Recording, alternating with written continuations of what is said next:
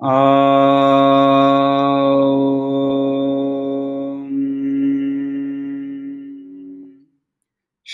गुरु गणेशाभ्याम नमः। हरिः ओम। गीता स्वाध्याय 91 नंबर सेशन में आपका स्वागत है। अभी हम अध्ययन कर रहे हैं 6वां अध्याय आत्म संयम योग, और अभी हम 35वां श्लोक का अध्ययन करेंगे। 34वां हम लोगों ने कर लिया था। शुरू करने के पहले राम जन्मभूमि भूमि पूजन की शुभकामनाएं सबको। और यदि आपने लाइव देखा होगा तो डेफिनेटली इमोशनली बहुत टचिंग मोमेंट था। 500 साल बोल रहे हैं, शायद उससे भी ज़्यादा। रामलला वापस उनके घर गए, वापस पहुंचे हैं। और कुछ फेसबुक पे पोस्ट आया था कि रामलला वापस जब अयोध्या पहुंचे तो दिवाली मनाई गई थी। शायद सचमुच में ही दिवाली है हम लोगों के लिए। तो आनंद पूर्वक इस अवसर पर सबको शुभकामनाएं। 34वें श्लोक को वापस हम ले लें। चंचलम हि मनः कृष्ण प्रमाथि बलवदृढ़म् तस्याहं निग्रहं मन्ये वायोरिव सुदुष्करम्। तो मन चंचल है, उसके अंदर में लहरें कंटिन्यूअसली आते हैं, और शक्तिशाली भी है और जिद्दी भी है। ये बोलकर वो बोल रहे हैं अर्जुन कि इसको वायु के समान जो सर्वव्यापक है, और कहीं से भी उसको रोकना मुश्किल होता है। देखिए, वैक्यूम क्रिएट करने के लिए बहुत एनर्जी चाहिए। वैक्यूम का मतलब होता है lack of absence of air. तो एक उसके लिए साधन चाहिए, उसके लिए इक्विपमेंट चाहिए, उसके लिए एक स्पेस क्रिएट करना जरूरी है। तो ये सब कुछ, तो वायु को रोकना बहुत डिफिकल्ट है, सो दुष्करम। सो इसका उदाहरण लेते हुए और अर्जुन बोल रहे हैं मन की ऐसी व्याख्या है। देखिए, अग्नि को उसके जो गर्म करने की जो शक्ति है या हीट, तो अग्नि, fire and heat cannot be separated. आर्द्रता से, पानी से आर्द्रता निकाल सकते हैं क्या हम? तो वैसे ही अर्जुन ये फील करते हैं कि मन का जो बेसिक नेचर है, जैसे अग्नि का बेसिक नेचर है हीट, वो पानी का बेसिक नेचर है आर्द्रता, वैसे ही मन का बेसिक नेचर है चंचलता। उसकी जो चेंजेबिलिटी है, एक समय इधर एक समय उधर, वो हर समय बदलते रहता है। तरह तरह के इमोशन पैदा करता है, तरह तरह की फीलिंग्स पैदा करता है, तरह तरह की चीजों के ऊपर उसका मन वो अटक जाता है और वो हिलते रहता है। ना इंगते करके हम लोगों ने नेंगते वर्ड देखा था, जब हम जैसे मन कैसे रहना चाहिए इसके बारे में बता रहे थे श्री कृष्णा। तो एक उपमा में देकर उन्होंने प्रदीप, एक दीपक का एक उदाहरण लेते हुए बोला था, जो दीपक जो हिलता नहीं है, यानी ऑब्वियसली वैसा सिचुएशन क्रिएट करने के लिए बहुत डिफिकल्ट होता है। तो इसीलिए वो अर्जुन बोलते हैं कि योगी भले वो तुर्य अवस्था में पहुंच जरूर जाएगा, मगर उस अवस्था में रहना, जैसे दीपक की ज्वाला को एक कुछ क्षणों के लिए एकदम स्थिर होना संभव है, मगर कंटिन्यूअसली स्थिर रहना दीपक की ज्वाला को भी के लिए भी असंभव है। वैसे ही ये कंटिन्यूअसली, सदात्मानम वर्ड यूज किया था श्री कृष्ण ने, तो वैसी अवस्था कंटिन्यूअसली 24 घंटे 365 दिन 24/7 जो बोलते हैं ना आजकल, तो वो 24/7 ऐसी अवस्था में रहना संभव नहीं है। क्यों? क्योंकि मन के अंदर में और एक लहर आएगी और योगी जो है वो उस अवस्था से वो वापस दूसरी अवस्थाओं में चला जाएगा। तो श्री कृष्ण इस आर्ग्यूमेंट को रिफ्यूट करते हैं।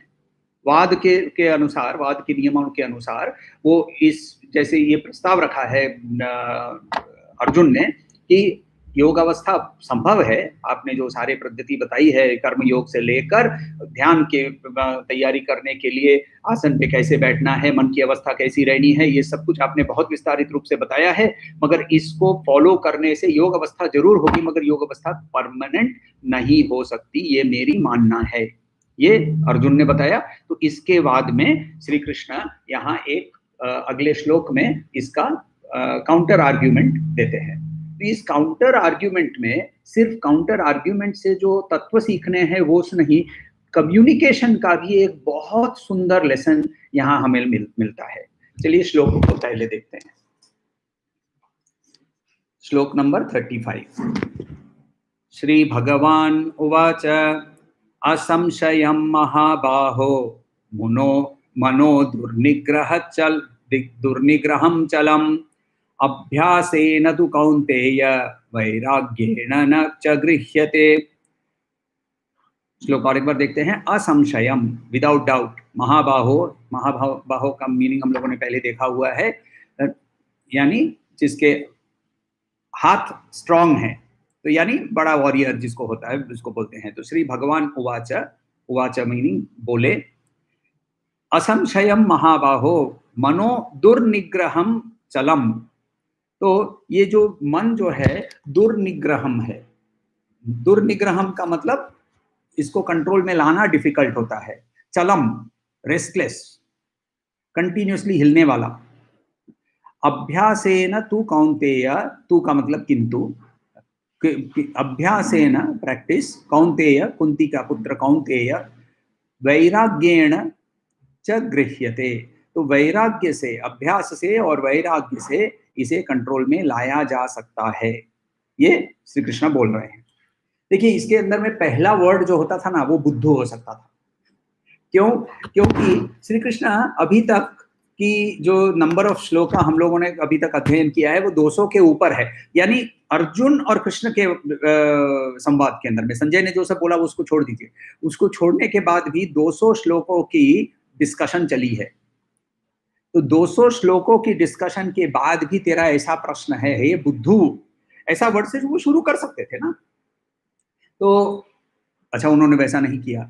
दूसरा बहुत सिंपल, जो हमारा नॉर्मल रिएक्शन रहता है, कोई हमारे अगेंस्ट में कुछ बोलता है, हमारी जो राय होती है, हमारी जो मत होता है, उसके विरुद्ध में कोई जब कुछ बोलता है तो पहला हमारा वर्ड क्या आता है? नो, ना, ऐसा नहीं है। मगर जैसे ही ऐसा कोई वर्ड यूज करते हैं, यदि दूसरे को हम बुद्धू वर्ड यूज करके सेंटेंस शुरू करते हैं, या फिर मैं उसको ना बोलकर कुछ बोलना शुरू करता हूं, तो फिर क्या होता है? तुरंत एक दीवार बन जाती है। और वो दीवार जैसे ही बन जाती है तो दीवार के कारण मेरी जो कम्युनिकेशन है, जो जिस व्यक्ति से कर रहा हूं, उस कम्युनिकेशन के अंदर में ऑब्वियसली मिसकम्युनिकेशन के चांसेस बढ़ जाते हैं। तो ऐसी चीज को डिफ्यूज करने के लिए, और बहुत सुंदर है, देखिए जैसे ही मैं दूसरे की राय को एक्सेप्ट कर लेता हूं तो वो व्यक्ति जो है वो मेरी राय को सुनने को तैयार हो जाता है। इसीलिए यहाँ पहला वर्ड यूज किया उन्होंने, असंशयम। इसका और एक उदाहरण हम लोगों ने रामायण में भी पाया है। रामायण को आज मेंशन करना जरूरी था शायद, इसीलिए उदाहरण चले भी आया। तो जब हनुमान जी जब वापस आए और श्री राम गुहा के अंदर में किष्किंधा के बाहर वेट कर रहे थे, दक्षिण की पलटन जो है वो देरी से आई।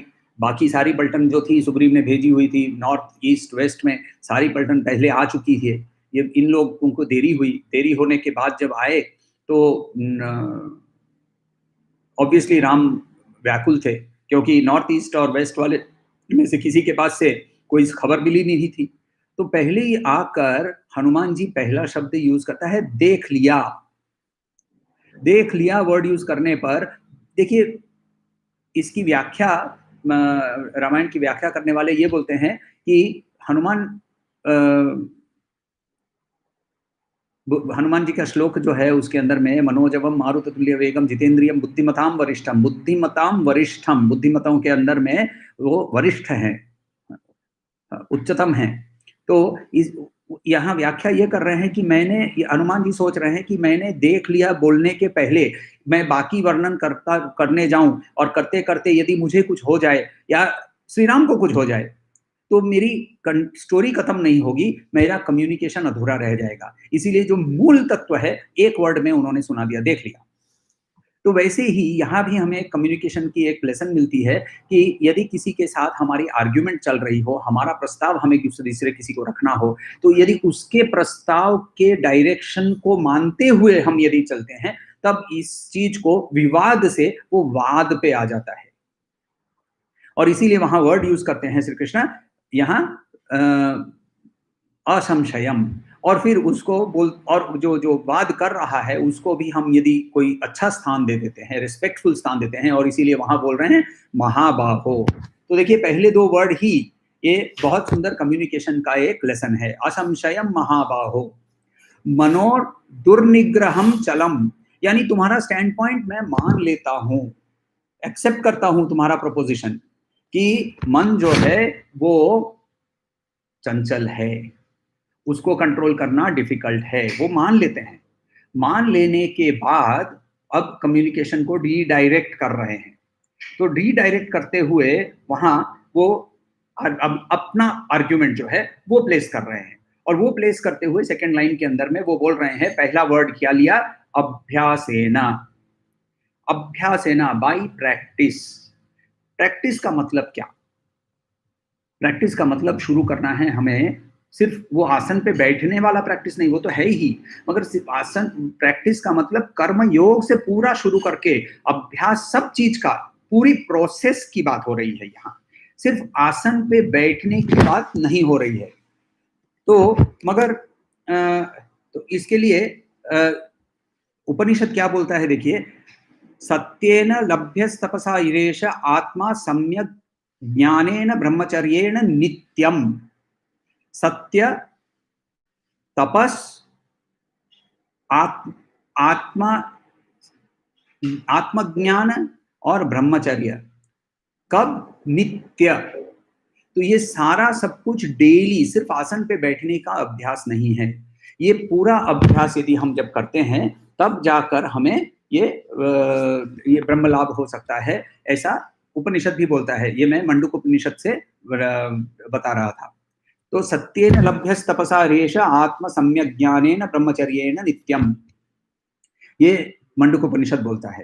तो जर्नी जो है हमारी ये कर्म योग से शुरू होती है, और उसको कर्म योग से शुरू नहीं करेंगे तो कंप्लीट नहीं होगी। ये श्री कृष्ण का की राय है, अद्वैत वेदांत का राय है कि इस वेदांत मत के अंदर में, अद्वैतवाद के अंदर में कर्म योग से ही पद शुरू होता है। तो मगर अभी तक हम लोगों ने कभी भी ये नहीं पूछा है कि यदि हम कर्मी हैं तो कर्मी को कर्म योग पे क्यों जाना चाहिए। सोचने की बात है ना, कि कर्मी जो है उसके अंदर में अभी भी तो मुमुक्षत्व शायद आया नहीं है, उसके अंदर में जिज्ञासा पैदा नहीं हुई है, वो अभी किसी गुरु के पास नहीं गया है, तो उसको कर्मी से कर्म योग क्यों बनना चाहिए? क्योंकि उस समय उसके मन के अंदर में क्या अवस्था है, इंस्टेंट ग्रेटिफिकेशन, तुरंत चाहिए, मुझे अब भी चाहिए। तो काम करो, तुरंत लाभ चाहिए, और इसके बारे में श्री कृष्ण बहुत अच्छी तरह से जानते हैं। तो इसीलिए उन्होंने पहले भी बताया है कि कर्म और ज्ञान के अंदर में कर्म के फल तुरंत मिलते हैं, ये लोगों ने देखा है, इसीलिए कर्म के ओर झुकाव भी होता है। इवन पराविद्या के बारे में जब हम देखते हैं तो पराविद्या के अंदर में भी विद्या का जो फल है वो टाइम लगता है। क्लास 10 की परीक्षा पास करने के लिए क्लास 1 से शुरू करना पड़ता है। तो इसीलिए कर्मी जो होता है उसको तुरंत चाहिए सब कुछ। तो उसको तुरंत क्या मिलेगा कर्मयोग करने से? पहला, सबसे पहला उसको इमीडिएटली मिलेगा ये, उसको कर्म फल के से जो उसकी एंजाइटी रहती है, उसको जो स्ट्रेस रहता है, उससे वो मुक्त हो जाएगा। और जैसे ही स्ट्रेस से मुक्त हो जाएगा, एंजाइटी से मुक्त हो जाएगा, उसका काम जो है वो बेटर होने लगेगा और अच्छी तरह से वो कर पाएगा, क्योंकि उसके मन के ऊपर वो प्रेशर जो था, फल प्राप्त करने का प्रेशर था, उससे वो मुक्त हो गया। और जैसे ही उससे वो मुक्त हो जाता है तो वैसे ही उसके काम के प्रति, उसके इनपुट के ऊपर उसकी ध्यान ज्यादा हो जाती है, और वो इनपुट उसका बेटर हो जाता है। ये है उसका इंस्टेंट रिजल्ट। खैर, हम कर्मयोग की बात नहीं कर रहे हैं, हम अभी यहाँ आर्ग्यूमेंट ये है कि रेगुलरली प्रैक्टिस करने के बावजूद ये ध्यान अवस्था जो है उसके लिए क्या रेगुलर प्रैक्टिस की जरूरत है क्या? तो वहां अगेन उपनिषद क्या बोलता है, देखिए, स्वदेहम अरणीम कृत्वा प्रणवम चोत्तरारिणीम ध्यान निमर्थनाभ्यास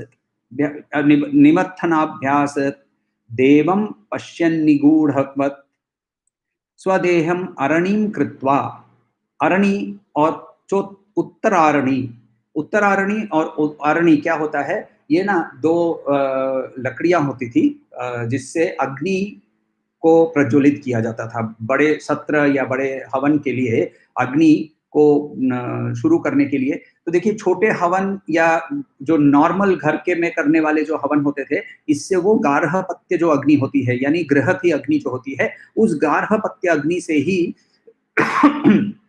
आवाहनीय हवन के लिए वहां अग्नि ली जाती थी। तो आह्वानीय का मतलब अग्निष्टोम, अग्निहोत्र, ज्योतिष्टोम इत्यादि इत्यादि, इन हवनों के लिए गार्हपत्य से अग्नि ली जाती थी। मगर यदि जब सामूहिक रूप से बड़ा सत्र होता है तो किसके घर से लेंगे, और इसीलिए कोई घर से नहीं, दो लकड़ी होती थी और उस लकड़ियों के अंदर में, और अरणी कहते थे उनको, उसको घिस कर फ्रिक्शन के कारण वहां और घास रखते थे और उसके कारण वहां अग्नि प्रज्वलित होती थी। आप यदि गूगल पे या यूट्यूब पे rubbing sticks to produce fire ऐसा गूगल करेंगे तो आपको बहुत सारे शायद वीडियोस भी मिलेंगे ऐसे करके अग्नि प्रज्वलित करने की प्रक्रिया के बारे में। तो यहाँ उपनिषद क्या बोल रहे हैं, उपनिषद बोल रहे हैं स्वदेहम अरणीम कृत्वा, देह को नीचे वाला पोर्शन अरणी करके, प्रणवम चोत्तरारणीम, प्रणव को यानी ओमकार को उत्तरारिणी, सो और इन दोनों से ध्यान, इन दोनों का को यूज करके ध्यान की अवस्था में निमर्थनाभ्यासात, मेडिटेशन का, ध्यान को मंथन जो करेंगे ना, अरणी को घिसते रहे, ये मंथन क्या है, ध्यान है, उसका अभ्यास करने से देवम पश्यन निगूढ़वत, तो देव जो है यानी ब्रह्मन जो है उसका दर्शन हो सकता है। Although it is very secret, गूढ़ है, फिर भी उसका दर्शन हो सकता है, ऐसा श्वेतश्वतर उपनिषद बोल रहा है। तो यहाँ योग की अवस्था के में बैठने के लिए, योग की अवस्था के लिए भी ध्यान अवस्था अभ्यास करना बहुत इंपॉर्टेंट है। श्री कृष्ण दूसरा एक वर्ड वहां यूज कर रहे हैं, तू। तू का मतलब होता है बट या किंतु। तो तू या बट क्यों यूज कर रहे हैं, डिफरेंशिएट करने के लिए कि जो प्रैक्टिस करता है और जो प्रैक्टिस नहीं करता है, इन दोनों में फर्क है, और इसीलिए वहां वर्ड यूज करते हैं अभ्यासेन तू। देखिए प्रैक्टिस के बिना कोई भी कला सीखना असंभव है। कोई भी स्किल को डेवलप करने के लिए, उस स्किल को अंतर्निहित करने के लिए it is impossible without practice. Michael Jordan करके बास्केटबॉल प्लेयर थे, उनके बारे में बहुत प्रचलित कथा है कि उनको एक बहुत बहुत फेमस थे वो, और अभी आई थिंक वो मूवी एक्टर और इत्यादि इत्यादि कुछ बन गए हैं और टीवी में एड्स भी करते हैं। तो टीवी के एड के दौरान बहुत सिंपल सा एड था, और ये एड क्या था कि वो पहले बास्केटबॉल कोर्ट में जाते हैं, बास्केटबॉल को लेकर बास्केट में डालने की कोशिश करते हैं, बास्केट में डालने की जैसे कोशिश करते हैं, मिस होता है, फिर वो एक एनर्जी ड्रिंक पीते हैं और फिर वापस वो बॉल लेकर डालते हैं तो बॉल बास्केट में गिर जाता है, ऐड हो गया, खत्म। अब पहला टेक हुआ, बॉल डाला, बॉल बास्केट में गिर गया, तो डायरेक्टर ने कहा अरे कट कट कट, दूसरी जगह पे तुमको मिस करना है।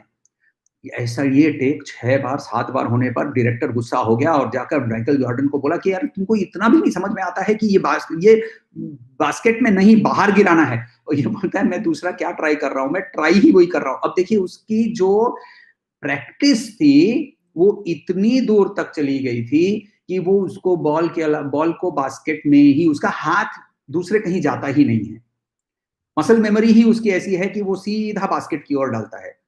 माइकल जॉर्डन को बोला गया था कि ये ऐसे कैसे हो सकता है, तो उन्होंने कहा कि कम एनी वेदर, मेरे पिताजी मुझे सवेरे 4 बजे, और अमेरिका की बात कर रहे हैं तो ऑब्वियसली सवेरे 4 बजे विंटर में बहुत ठंडी होगी, तो वहां उस ठंड के अंदर में भी 4 बजे मुझे बास्केटबॉल कोर्ट पे, घर के अंदर में लॉन में कोर्ट बनाया हुआ था और प्रैक्टिस करना था कि बॉल को बास्केट में गिराना। तो बिना ऐसे प्रैक्टिस के, और ये तो हम सिर्फ शारीरिक कला की बात कर रहे हैं, मन 84 लाख योनि और कितने करोड़ों सालों तक ये मन बाहर की ओर चंचल और बाहर की ओर घूमते रहा है। इस चंचल मन को अब अचानक से हमारे अंदर में मुमुक्षुत्व जागने पर उसे अंदर की ओर मोड़ना है और उसे स्थिर होने के लिए बोलना है, ये संभव नहीं हो सकता यदि अभ्यास ना करें। तो श्री कृष्ण अभ्यास का वर्ड पहले यूज करते हैं। अभ्यास बहुत इंपॉर्टेंट है, ये बता दिया है उन्होंने, मगर उसके साथ साथ उन्होंने ये भी बताया कि अभ्यास के साथ तुमको क्या करना है। च वर्ड यूज करते हैं, वैराग्य भी यूज करना है।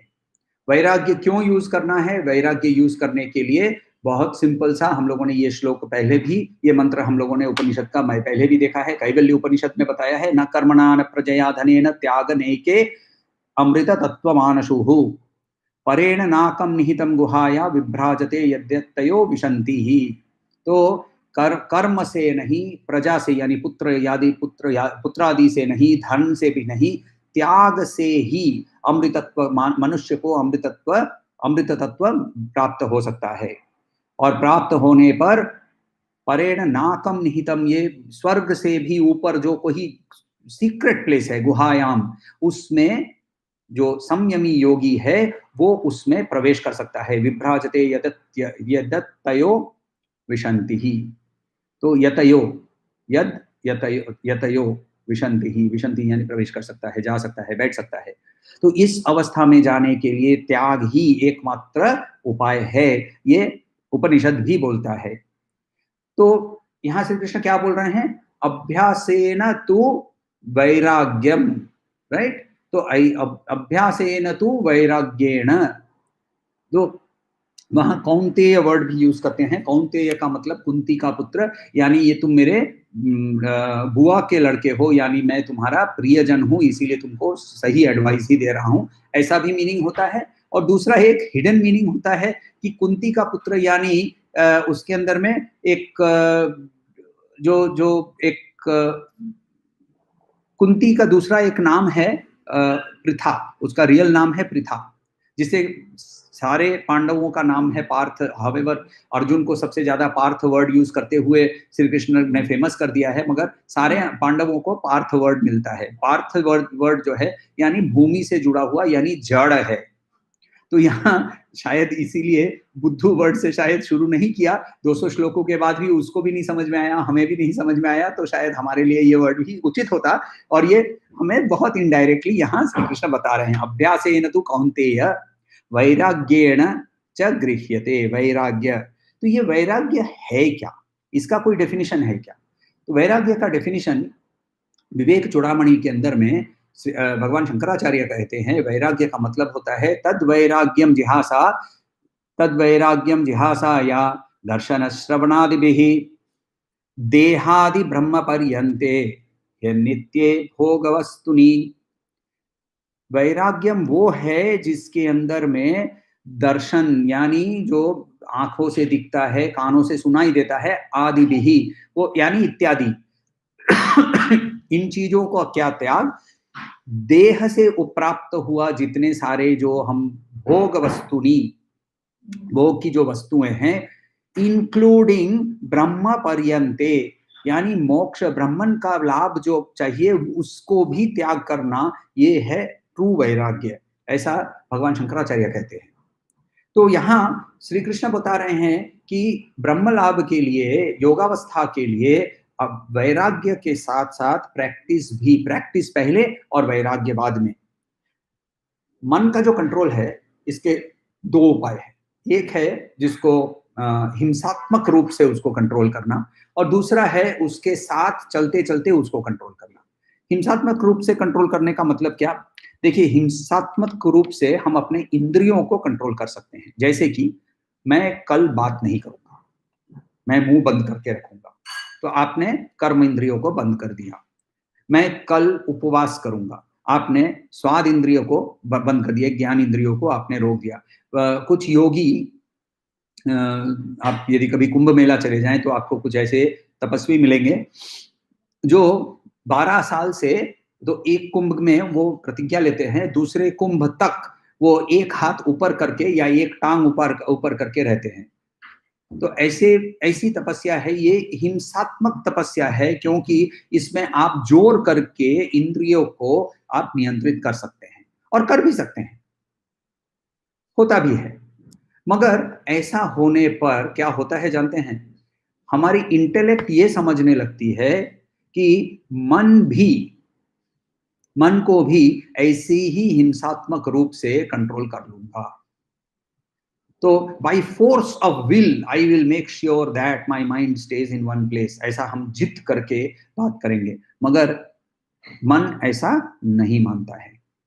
मन ऐसे जैसे ही आप उसको जोर करके कहीं बैठाने की कोशिश करते हैं तो मन का तत्व इंद्रियों के तत्व से कंप्लीटली भिन्न है और उसको सेम प्रोसेस से काम नहीं किया जा सकता है।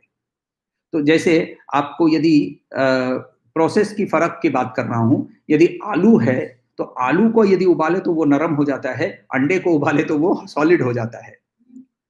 तो तत्व यदि अलग है तो सेम प्रोसेस से रिजल्ट सेम होगा, ये नेचुरली नहीं होता है। तो वैसे ही मन का तत्व अलग होने के कारण मन के ऊपर की प्रयोग जो है उसके लिए अलग अलग प्रयोग हम लोगों को बताया गया है। श्री कृष्ण ने ही खुद बताए हैं इस भगवत गीता में, जिसका अध्ययन हम लोगों ने ऑलरेडी कर लिया है। एक हम लोगों को प्राणायाम यज्ञ के बारे में बताया है। हर सांस को हर सांस को प्राणायाम बना देना, और प्राणायाम का मतलब है कंट्रोल्ड ब्रेथ, जिसके कारण मन का कंट्रोल हो जाता है। दूसरा है हमारी बॉडी माइंड इंटेलेक्ट की अंडरस्टैंडिंग से थोड़ा सा ऊपर का कुछ चीज को पकड़ के रखना, तभी जाकर नीचे का छूटता है। तीसरा हम लोगों को सत्संग के बारे में बताया है, किसी ज्ञानी एवं तत्वविद के पास जाकर बैठना। चौथा हमें साक्षी भाव के बारे में बताया है। तो ऐसे सारे बहुत सारे प्रयोग हमें श्री कृष्ण ने ऑलरेडी दिए हुए हैं, जो कि हिंसात्मक नहीं है, जोर करके मन को कंट्रोल करने की कोशिश नहीं कर रहा है। ये मन को समझा के, इंटेलेक्चुअली समझ के और समझा के इसको कोशिश कर रहा है कि इसको यहां से धीरे धीरे धीरे धीरे उसको ब्रह्म की ओर मोड़े। ऐसी सोच योग वशिष्ठ के अंदर में भी है। योग Vashishtha is a discussion between Vashishtha मुनि एंड श्री राम, जिसके अंदर में ब्रह्म विद्या का ही डिस्कशन है। और वहां उन्होंने कहा है कि शास्त्र का अध्ययन भी ऐसा ही एक उपाय है जिससे मन को नियंत्रित कर दिया जा सकता है। तो श्रवण मनन निधिध्यासन एक बहुत इंपॉर्टेंट तरीका योग वशिष्ठ में वशिष्ठ मुनि जी श्री राम को बताते हैं कि शास्त्र का अध्ययन भी एक मेथड है जिससे मन को नियंत्रित किया जाता है। शास्त्र अध्ययन से क्या होता है? विवेक जागता है। विवेक जागने से क्या होता है? सवाल पूछना शुरू करते हैं। सवाल पूछने से क्या होता है? वासनाओं को सूख जाना पड़ता है, क्योंकि वासनाओं को सुखाने के लिए एकमात्र उपाय है उसको सवाल पूछना। हम लोगों ने वो रसगुल्ला वाला एग्जाम्पल लिया था, उसको एक बार बहुत जल्दी से एक बार दोहरा लेता हूं कि यदि टेबल पे रसगुल्ला है तो वो सवाल पूछने लगते हैं, वासना बोलती है कि इसे खाओ, मगर सवाल पूछने शुरू करते हैं किसे खाना है? तो हाथ को खाना है? नहीं। जीभ को खाना है? नहीं। तो ये ऐसे करके जब सवाल पूछने लगते हैं तो जब वासना तक पहुंच जाते हैं तो उस वासना तक पहुंचने पर तुरंत पता चल जाता है कि इसे ना करना ही उचित होगा। रमन महर्षि भी बता रहे हैं कि the first step to mental control is the ability to say no. तो श्री कृष्ण यहाँ इस श्लोक में दो डायरेक्ट नेसेसरी कंडीशंस, इकोनॉमिक्स के स्टूडेंट्स को ये बहुत अच्छी तरह से समझ में आएगा कि नेसेसरी कंडीशन होता है और सफिशिएंट कंडीशन होता है। तो नेसेसरी कंडीशन क्या है? कि नेसेसरी कंडीशन है यहाँ अभ्यास करना और वैराग्य करना, मगर सफिशिएंट कंडीशन यानी उसके बिना ये कंप्लीट नहीं होगा। और वो क्या है? दो और कंडीशन है, एक है प्राणायाम और दूसरा है शास्त्र अध्ययन। तो इनके बगैर वैराग्य प्राप्त नहीं होगा। तो पहले अभ्यास शुरू करना है, वैराग्य अपने आप प्राप्त होगा, और वैराग्य प्राप्त होने पर हम धीरे धीरे इसका अभ्यास, दोनों का अभ्यास करते रहना है, तब जाकर हम आगे पर चल सकते हैं। तो मन जो है ना, मन एक्चुअली एक नदी है जो दोनों तरफ बहती है, बह सकती है। उसकी नेचुरल गति जो है वो प्रेयस की ओर है। तो प्रेयस की ओर जाने से उसे रोकने के लिए एक वैराग्य का बांध बन जाता है। तो वैराग्य का बांध बनने से अब उसको मोड़ना पड़ता है, उस पानी को मोड़ना पड़ता है, मन को मोड़ना पड़ता है। मोड़ने के समय उसको अभ्यास के द्वारा उसको मोड़कर श्रेयस की ओर ले जाना है। प्रेयस और श्रेयस, प्रेयस इंस्टेंट ग्रेटिफिकेशन और श्रेयस जो हमारे लिए अच्छा है डिलेड ग्रेटिफिकेशन। जो हमारे लिए अच्छा है होता है ना, कभी भी स्वाद में अच्छा नहीं होता है। करेला कभी भी स्वाद में नहीं अच्छा होता है, आइसक्रीम हर समय स्वाद में अच्छा होता है, आइसक्रीम अच्छा नहीं है और करेला अच्छा है, ये आयुर्वेद भी बोलता है। तो मेरे किसी एक समय किसी मेरे मेंटर ने बताया था कि डाइट करना, to have a healthy diet बहुत सिंपल है, जीभ को जो भी अच्छा लगे उसको त्याग कर दो। तो I mean while he was joking, हम यदि एनालाइज करें तो देखिएगा कि ये शायद सच है, क्योंकि हम जिस चीज को जीभ को अच्छा लगने लगता है, यानी मन को अच्छा लगने लगता है, वासना होती है जिस पर, उस चीज के प्रति हमारे ओवरडू करने की टेंडेंसी हो जाती है। और किसी भी चीज को ओवरडू करें, मध्य पथ से हम हट जाए। श्री कृष्ण ने हमें क्या बताया? ऊंचे पर नहीं, नीचे पर नहीं, खाली पेट नहीं, भर पेट नहीं। तो ये सब कुछ जो मध्य पथ है, इस मध्य पथ को फॉलो करें तो नेचुरली हम सुख की ओर जाते हैं, आनंद की ओर जाते हैं। तो मन को, इसको प्रेयस की ओर जो बह रहा है उसको वैराग्य का बांध से रोकना है और अभ्यास के की प्रचेष्टा से उसे घुमाकर श्रेयस की ओर ले जाना है। तो तभी जाकर समाधि की ओर वो जा सकता है। और एक चीज यहाँ हमें समझनी जरूरी है कि अभ्यास वर्ड पहले यूज किया है, वैराग्य पहले नहीं। तो देखिए, पोएटिक लैंग्वेज के अनुसार मैं श्लोकों को यदि बदल के यदि बोलूं कि असंशयम महाबाहो मनो दुर्निग्रह चलम वैराग्येन तु कौन्तेय अभ्यासेन च गृह्यते, कोई फर्क नहीं आता है। तो पहले अभ्यास वर्ड क्यों यूज किया? श्री कृष्ण जब वर्ड्स यूज करते हैं तो हर एक वर्ड के पीछे और हर एक वर्ड की पोजिशनिंग के पीछे भी अर्थ हो सकता है, ये समझ के हम लोगों को अध्ययन करना है। अभ्यास वैराग्य के पहले आता है।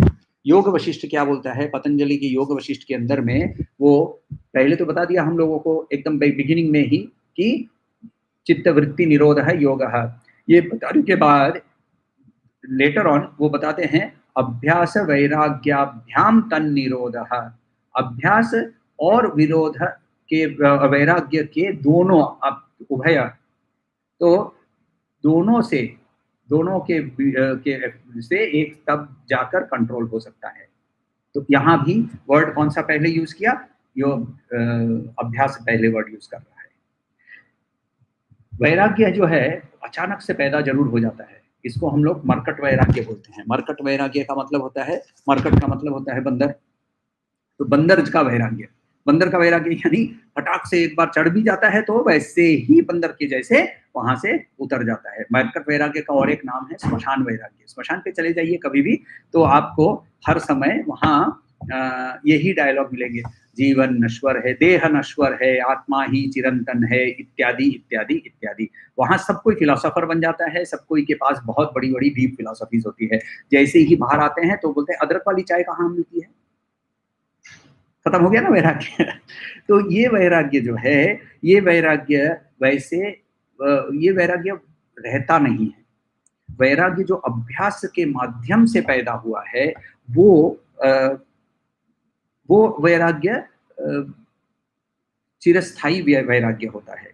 तो श्री कृष्ण यहाँ बहुत क्लियर है कि अभ्यास के बिना दूसरा वाला स्टेप नहीं हो सकता है। मगर यहाँ बहुत इंपॉर्टेंट और एक चीज है, पूज्य गुरुदेव स्वामी चिन्मयानंद जी बताते हैं कि जोर करके किसी चीज को त्याग मत करो, ये तो हिंसात्मक त्याग है।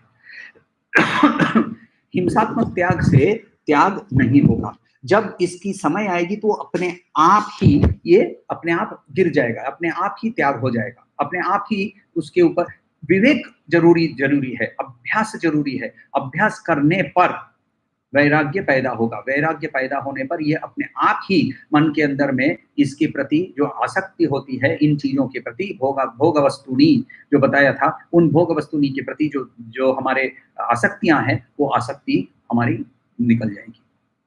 तो विवेक चूड़ामणि के अंदर में भी भगवान शंकराचार्य बताते हैं वैराग्यम च मुमुक्षत्वम तीव्र यस्य तु विद्यते। तो जब जो मुमुक्षत्व जब तीव्र हो जाता है, जब मुमुक्षत्व और वैराग्य जब तीव्र हो जाता है, तस्मिन्नेवार्थवंत स्यु फलवंत समादयः, तब ये जो जो शांति में बैठो और मन को स्थिर करो, तब जाकर इसके फल आते हैं। तो ये वैराग्य प्राप्त करने के लिए अभ्यास के अलावा ये नहीं हो सकता है। तो और एक बार ये अवस्था जब प्राप्त होती है, तब अभ्यास से इसे इस दोनों की अभ्यास से इस अवस्था में हमें रहने की कोशिश करनी है। इसका रेगुलर प्रैक्टिस जब हम करते रहते हैं, तब हम ना परावैराग्य के पर पहुँच जाते हैं। परावैराग्य क्या है? देह भाव से भी मुक्ति हो जाती है। देह भाव से मुक्ति होने पर हमें क्या मिलता है? तो भगवद गीता में ही बताया है। इहैव तैर्जित सर्गो येषां साम्ये स्थितं मनः। हम लोगों ने ये देखा हुआ है पहले। तो यहीं इसी इसी लोक में चैप्टर 5 में हम लोगों ने देखा था ये इहैव तैर्जित सर्गो येषां साम्ये स्थितं मनः।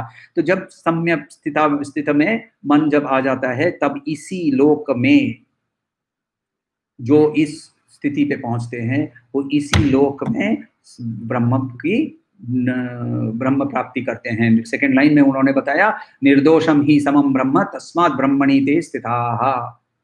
तो ब्रह्म में स्थित हो जाते हैं, ब्रह्म में स्थिर रूप से, स्थायी रूप से वहां स्थित हो जाते हैं, और उस पर स्थित होने पर हमें एक्सपीरियंस हो सकता है सोहम।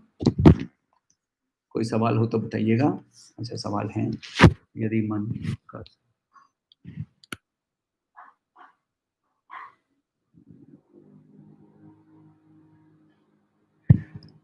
बहुत सुंदर सवाल है। यदि मन का स्वभाव चंचल है, तो फिर आत्मा के मूल स्वरूप पहचानने के बाद भी ये अपने मूल स्वरूप को हमेशा के लिए कैसे भूल जाता है? ये आत्मा को हमेशा के लिए भूल नहीं जाता है। यहाँ प्रश्न ये है कि मूल स्वरूप को मैंने पहचाना, मगर पहचान के उसमें मैं स्थिर रूप से बैठ नहीं पा रहा हूँ। क्यों? क्योंकि मैंने अभ्यास इनफ नहीं किया है मेरे मन को कंट्रोल करने के लिए। और ये होगा, स्वामी निखिलानंद जी बताते हैं कि जब आप अभ्यास इस कर्मयोग से करते जैसे अब आप मेडिटेशन पे सीट पे बैठे, तब आपको झलकें दिखेगी, आपको ये मोमेंट्स ऑफ ब्लिस मिलेंगे। ये मोमेंट्स ऑफ ब्लिस जो मिलेंगे, इस मोमेंट में कंटिन्यूअसली हम नहीं रह सकते हैं। एक्चुअली फॉर दैट मैटर दूसरे ग्रुप में डिस्कशन के समय इसी इसी बात के बारे में हम का डिस्कशन हो रहा था कि वर्ड्स है दो, हम्स वर्ड है और परमहंस वर्ड है। परमहंस का मतलब होता है जो इस अवस्था में चिरस्थायी, व्यावहारिक रूप में भी उस अवस्था से ही वो ऑपरेट करता है।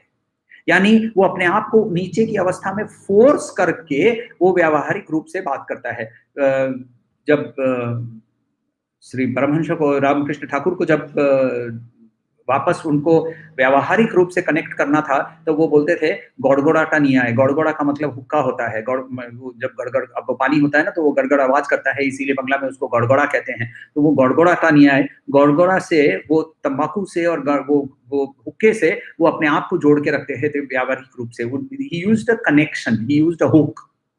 वो हुक से वो अपने आप को जोड़ रखते थे, इसीलिए वो परमहंस है। और हंस वो है जो ध्यान की अवस्था में जब बैठा होता है, तब उसको उस आनंद का अनुभव जरूर होता है, मगर जब वो उठ जाता है तो अभ्यास सुपक्व नहीं होने के कारण वो वहां से वापस व्यावहारिक रूप में देह भाव में से काम करने लगता है। तो जब भी वो ध्यान अवस्था में बैठता है, तुरंत वहां पहुंच जाता है। और आप और हम वहां जब बैठते हैं, तो हमको दुनिया की चिंता आती है। तो फ़र्क वहाँ है। तो इसीलिए हम लोग हमसे नहीं कौवे हैं शायद, तो इसीलिए वहाँ बैठने से फिर भी हमारा मन कैं, कैं, कैं, कैं करने लगता है। हम्स जो है वो वहाँ बैठने पर वो मन उसका सोहम में स्थित हो जाता है। तो मगर परमहंस वो है जिसका मन चिरस्थायी उस अवस्था में हो चुका है। और इसीलिए झलक मिलने पर भी हम वहाँ कंटीन्यूअसली स्थायी नहीं होते हैं, इसीलिए अभ्यास करना ज़रूरी पड़ता है।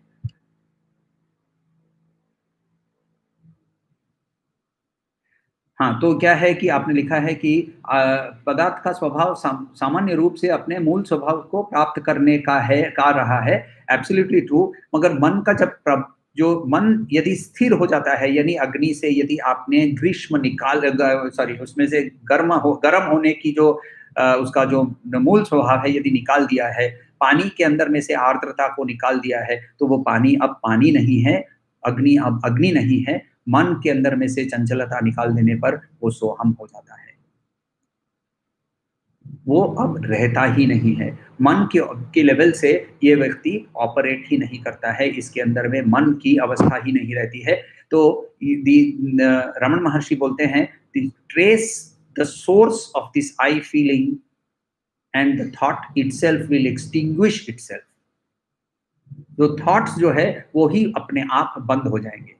तो थॉटलेस का बहुत बड़ा, यू आर डूइंग दिस थॉटलेसली, ऐसा वर्ड आता है।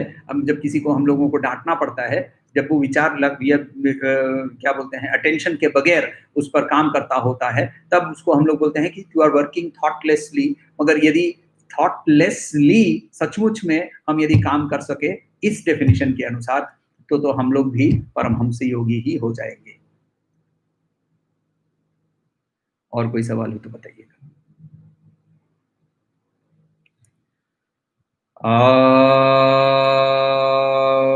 शांति शांति शांति।